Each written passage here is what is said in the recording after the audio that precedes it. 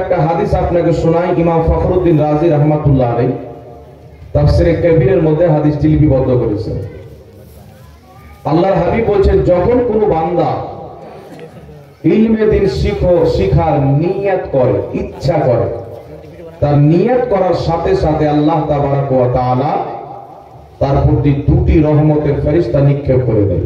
সুবহানাল্লাহ। তার জন্য দোয়া করে, তার গুনাহের মাগফিরাতের কামনা করে। তারপরে রাসূল পাক বলছেন, সেই বান্দা যখন বাড়ি থেকে বেরিয়ে যায়, রাস্তাতে চলতে আরম্ভ করে, জিবরিল আলাইহিস সালাতু ওয়াস সালাম, যিনি সাইয়্যিদুল মালায়েকা, সমস্ত ফেরেশতার সরদার, তিনি তার কদম তলাতে নিজের ডানাকে বিছিয়ে দেন। সুবহানাল্লাহ। যখন সেই ব্যক্তি গিয়ে রাস্তাতে মারা যায়, মাদ্রাসায় ইলম শিখতে যাবে, চলতে চলতে রাস্তায় মারা গেল। জালসাতে ইলম শিখতে যাবে, আস্তে আস্তে রাস্তায় মারা গেল। খানকা শরীফে ইলম শিখতে যাবে, চলতে চলতে রাস্তায় মারা গেল।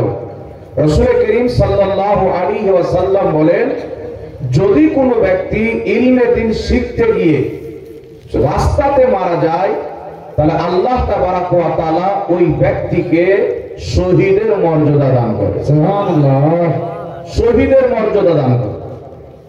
তো এটা হচ্ছে ইলমে দিন শিখনে ওয়ালার ফজিলত।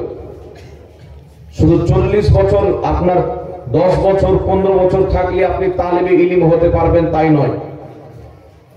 নবী পাক সাল্লাল্লাহু আলাইহি ওয়াসাল্লামের ইলম বুখারীর মধ্যে, মুসলিমের মধ্যে, অসংখ্য কিতাবের মধ্যে যে লিপিবদ্ধ রয়েছে, এই ইলমকে যারা অর্জন করবে, কখন থেকে? মায়ের পেট থেকে বের হওয়ার পর থেকে নিয়ে কবরে যাওয়া পর্যন্ত একজন বান্দা ইলম অর্জন করতে পারে। জোরে বলেন সুবহানাল্লাহ। আপনার আমার জীবনের শেষ আছে, তবে ইলম শিখার শেষ নাই। জীবন শেষ হয়ে যাবে, কবরে চলে যাব, ইলম শিখা শেষ হবে না। তাই মায়ের পেট থেকে পড়ে এনে কবরে যাওয়া পর্যন্ত ইলম অর্জন করুন। সারা জিন্দেগি নিজেকে তালিবে ইলম মনে করেন, যেন জিন্দেগির মধ্যে যখন মারা যাব শহীদের মর্যাদাটা যেন পেয়ে যায়। এই জন্য বিরাদর ইসলাম, ইমাম বুখারী রাহমাতুল্লাহ আলাইহি, যিনি 6 লক্ষ হাদিসের হাফিজ ছিলেন। কত লক্ষ?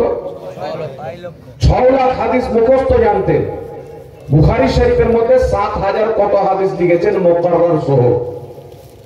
ইমাম বুখারী রাহমাতুল্লাহ আলাইহি যখন বুখারী শরীফ লিখতে আরম্ভ করলেন, তো প্রত্যেকটা হাদিস লেখার পূর্বে একবার গোসল করতেন, 2 রাকাত নামাজ পড়তেন। সুবহানাল্লাহ। তারপর একটা হাদিস লিখতেন। তো 6 লক্ষ হাদিসের মধ্যে তিনি যে প্রথম হাদিস নিয়েছেন, রাসূল পাক বলছেন, ইন্নামাল আমালু বিন্নিয়াত। প্রত্যেক আমলের ফল হচ্ছে তার নিয়তের উপরে। প্রত্যেক আমলের ফল তার নিয়তের উপরে। প্রত্যেক কর্মের ফল তার নিয়তের উপরে। আপনি যদি বাড়ি থেকে বের হন যে আমি জালসা শুনতে যাচ্ছি, আপনার আসাও ইবাদত, বসাও ইবাদত, চাওয়াও ইবাদত। আর আপনি যদি নিয়ত করেন খাজা গরিব নওয়াজ রহমাতুল্লাহ আলাইহির নামের খিচুড়ি রান্না হয়েছে, বিরিয়ানি রান্না হয়েছে, সেটা খেতে যাচ্ছি, তাহলে আপনার আসাও বেকার, যাওয়াও বেকার, খাওয়াই হবে। তাই নিয়তটা ঠিক করতে হবে। ইন্নামাল আমালু বিন্নিয়াত। এটা কোনো বিজ্ঞানের কথা নয়, এটা হচ্ছে মহাবিজ্ঞান, যিনি বিজ্ঞানেরও বিজ্ঞান। এই নবী মুস্তাফার কিতাবকে পড়ে বিজ্ঞান জমিন থেকে খাজানা বের করে। যেই মুহাম্মদ রাসূলুল্লাহর কিতাবকে পড়ে বিজ্ঞান রিসার্চ করে ব্যায়ামের ওষুধ তৈরি করে।